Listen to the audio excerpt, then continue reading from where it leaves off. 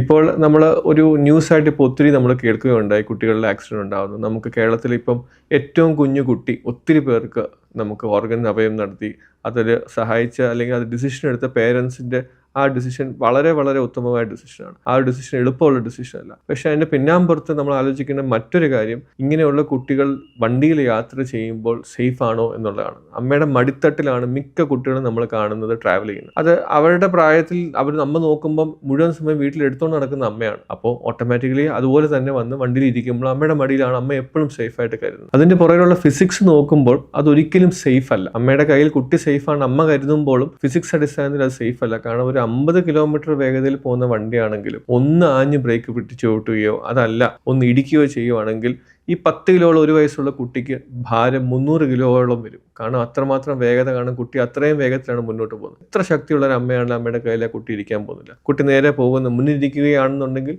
ഡാഷ്ബോർഡോ വിൻഷീൽഡോ ഒക്കെയാണ് direct injury വരുന്നത്. അതൊരു ഭാഗം.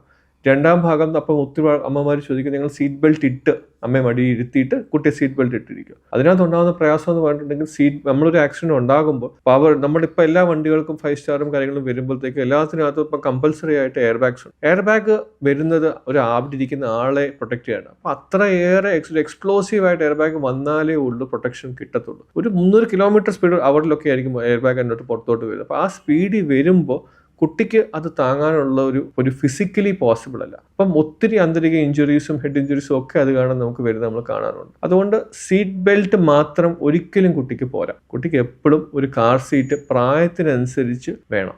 അത് കുട്ടിയുടെ പ്രായമനുസരിച്ച് എപ്പോഴും മുൻവശത്ത് വേണം കുട്ടി ഇരിക്കാനും. അതും സീറ്റ് ബെൽറ്റ് മാത്രമല്ല കാർ സീറ്റ് വെച്ച് തന്നെ വേണം കുട്ടി ഇരിക്കാൻ. ഇതാണ് നമുക്ക് വേണ്ടത്. ഇപ്പോൾ UK, UAE അങ്ങനെയുള്ള ഡെവലപ്ഡ് നേഷൻസിലൊക്കെ നമ്മുടെ കുട്ടി ഡിസ്ചാർജ് ആകണമെങ്കിൽ കാർ സീറ്റ് ഉണ്ട്, കാർ സീറ്റ് ഹോസ്പിറ്റലിൽ ചെക്ക് ചെയ്തിട്ട് അത് ഇരുത്തുന്ന പഠിപ്പിച്ചിട്ട് കുട്ടി ഡിസ്ചാർജ് പോലും ചെയ്തുള്ളൂ. അതല്ലാതെ കുട്ടിയെ ഡിസ്ചാർജ് ചെയ്യാൻ ഒക്കത്തില്ല. അപ്പോൾ അത്രമാത്രം നിർബന്ധമുള്ളൊരു റൂളാണ്. അത് നമുക്ക് ഒത്തിരി ആൾക്കാർക്ക് അറിവില്ലായ്മ കൊണ്ടും ഒത്തിരി പേർക്കും ഇത് ഏത് പ്രായത്തിൽ കൊടുക്കണം എന്ന് അറിയാത്തത് കൊണ്ടാണ് നമ്മൾ ചെയ്യാത്തത്. പക്ഷെ ഇതിനെപ്പറ്റി ഒരു ഇൻഫർമേഷൻ കൊടുക്കേണ്ടത് വളരെ ഇമ്പോർട്ടൻ്റ് ആണ്. ഇടയ്ക്കൊരു നിയമം വന്നിരുന്നു, അത് വാഹനങ്ങൾ വേണമെന്ന് പറഞ്ഞുണ്ട്. അങ്ങനെ നിയമം വന്നിരുന്നു. പിന്നെ ആ സമയത്ത് ഇതിനകത്ത് വില കൂടുതലാണ്. പിന്നെ ഇത് പ്രായോഗികമായി എല്ലാവർക്കും ചെയ്യാൻ പറ്റുമോ, ഇത്രയും ഇത് ചെയ്യാൻ പറ്റുമോ എന്നുള്ള പല കാരണങ്ങൾ കൊണ്ടാണ് അതൊന്ന് മാറിപ്പോയത്. പക്ഷേ ഇതിപ്പോൾ ഒരു അത്യാവശ്യമാണെന്നുള്ള പേരൻറ്റ് മനസ്സിലാക്കിയാൽ ഇത് ഇത്ര മാത്രമേ ഉള്ളൂ.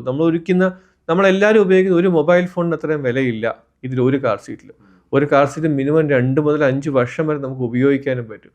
അപ്പോൾ ഏറ്റവും എളുപ്പത്തിലുള്ള കൊച്ചിന് 28 കെട്ടിനോ അല്ലെങ്കിൽ ആദ്യത്തെ ബർത്ത്ഡേക്കോ കൊടുക്കേണ്ട ഒരു ഗിഫ്റ്റ് ഒരു കാർ സീറ്റ് കൊടുക്കാമെങ്കിൽ തന്നെ ഈ വിഷയങ്ങൾ ഒത്തിരി മാറും.